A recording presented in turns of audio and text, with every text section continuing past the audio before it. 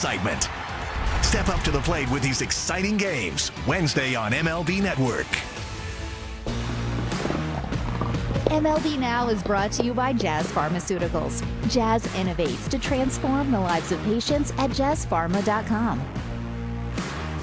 Welcome back to MLB Now, and we've tackled this a number of times. The subject is controversial. Major League Baseball is going to be experimenting in the Atlantic League for the second half of the season, and will move the pitching distance back 1 foot to 61 feet 6 inches. Right, for over a century, it's been 60 feet 6 inches. Is it safe? Will it curb strikeouts? We have gone over this in depth on this program. Today, though, we speak to the expert in the field who has done the research. We welcome in Dr. Glenn Fleissig. He is the research director for the American Sports Medicine Institute, also injury research advisor for Major League Baseball, and the president of the American Baseball Biomechanics Society. Dr. Fleissig, it's Brian Kenny. Welcome to the show. Brian, great to see you again. Glenn, great having you here, and good to talk to you once again. Let's start through it. We've got time to go through this, and I know a lot of people have concerns about this. So tell us about the type of study that you did to see if 1 foot back would be that big of a difference. Well, okay, great. So what we did was a biomechanics study. It was sponsored by Major League Baseball, and what we did was we took 26 pitchers, and we had them pitch at 60 feet 6 inches, which of course is the standard distance, and 62 feet 6 inches, and 63 feet 8 inches. And the reason that was chosen is if you draw the diamond of the baseball diamond, halfway between home and second base would be 63 feet 8 inches. So those were the three distances that us and Major League Baseball chose to study.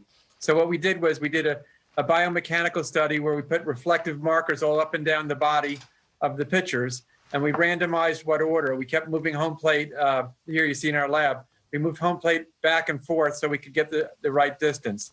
And we measured their kinematics and kinetics. And what those mean are we measured their motions, and we also measured the forces on their elbow and shoulder at those different distances. We also have a pitch FX system in our lab. So we measured how long it took the ball to go and how much the ball broke. We just threw fastballs for this study. Mm-hmm. And with all of that, we looked at, again, at 60 feet 6 inches, 62 feet 6 inches, and 63 feet 8 inches. And we essentially found no differences in the mechanics of the pitchers, either their arm angles or things like that, or the forces on the elbow and shoulder. And that was really the most critical thing for us to find.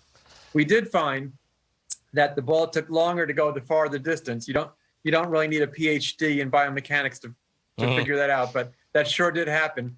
And also the horizontal and the vertical break of the fastballs were greater the farther the distance was. So in summary, our published paper and also our final report to Major League Baseball said, most importantly, moving the pitching mound back a foot or two would not increase the stresses on the throwing arm. That was the most important thing we found. And as far as performance goes, Brian, we did find the batters would have more time, but the ball might break more. So it's kind of a unknown. That's really where the field data comes in, the Atlantic League stuff. But before that, you wanted to do a scientific lab study to prove it would be safe to even try it. All right. It's interesting. What did the players say to you? The guys these are college pitchers that were throwing? Correct.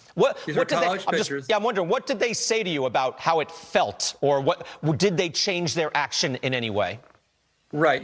Most importantly, we told them just pitch full effort. We had a catcher, a real catcher. We moved the home plate back and forth. Funny thing is, we had them.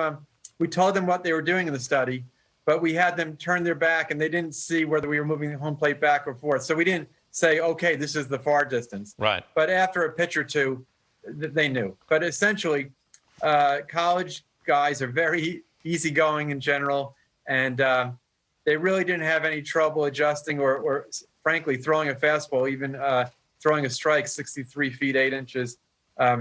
They seem to be okay with it. Wow. You know, we checked out what a foot looks like, a difference. When we're in Studio 42 for MLB Tonight, after this announcement was made, we had Al Leiter out there and Dan Plesac. Those guys, pitched in the major leagues, both of them combined for about 30 years.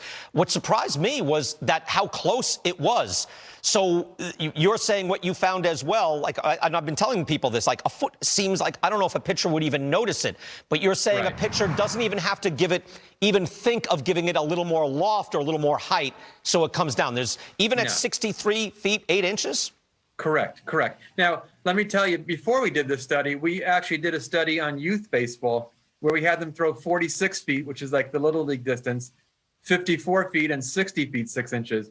And in that case, the kids, it made a big difference to the kids. And the reason we did that, as you know, kids, when they get to 12 or 13 years old, at some point they're throwing it on the small field. The next thing they know, they show up next year and they're on the big field. So we did a study of that. And there, as the kids moved back, their velocity didn't change, but their mechanics and their forces on their shoulder in particular changed. So if you start messing around with changing the distance by like 10 feet, like we did in that kids experiment, then things happen. But changing it by a foot or two didn't seem to change the pitcher's biomechanics at all. Glenn, what do you think the impact on velocity will be at the major league level? I don't think it'll affect velocity. I think it will affect batters' time, batters' reaction time. Again, simple physics, if you're throwing it at 95 miles per hour, a certain distance, and you're throwing it 1 foot farther, the batter, of course, has a fraction of a second more. So I don't think it'll change the radar gun, but behind the scenes, it'll actually change the amount of reaction time the batters have. Or the effective velocity, the perceived velocity. There's different ways of the way it will come through. You also mentioned that the action of the pitches, right? The break, either way they're dropped, that might be a little more severe because that's what pitchers have wicked action now on their pitches. Correct. What do you think that will do?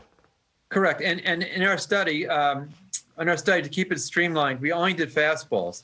And so the fastballs had more horizontal and vertical break. And certainly the breaking pitches, the curveballs, et cetera, would have more horizontal and vertical break as well as you move farther back.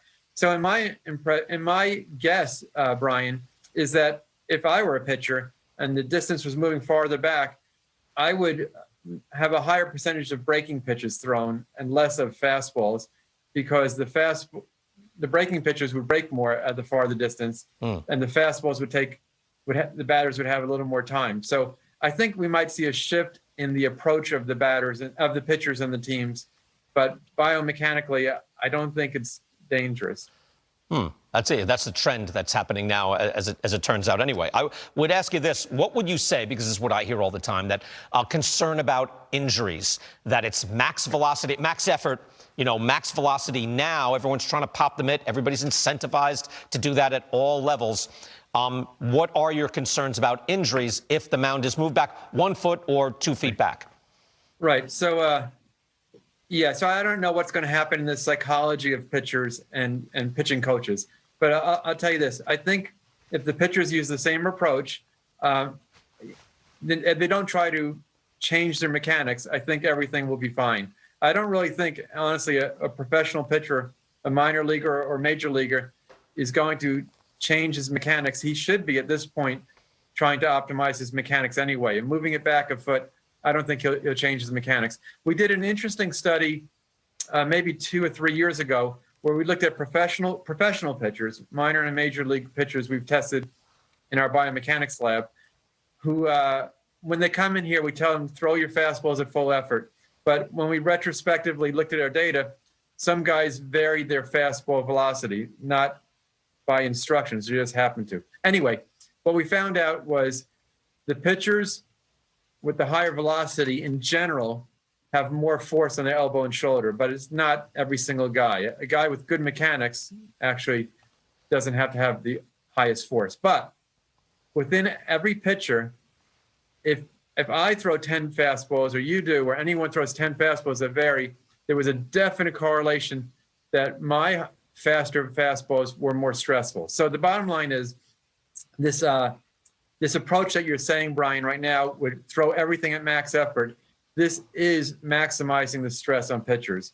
And honestly, a starting pitcher, I think, is better off from a safety and a performance point of view by varying his fastball velocity within a certain range. And it'll help his arm not have maximum stress or overload, but also it could help messing up the batters by having a velocity variation. So I think regardless of moving the mound back or not, the starting pitchers in particular have a better chance of safety and performance if they have a little variation in the speeds of their fastballs. Right. Whether you can sink that in at that level. Again, when the kid's being, incentivized at every level, pop that mitt. He's throwing 90.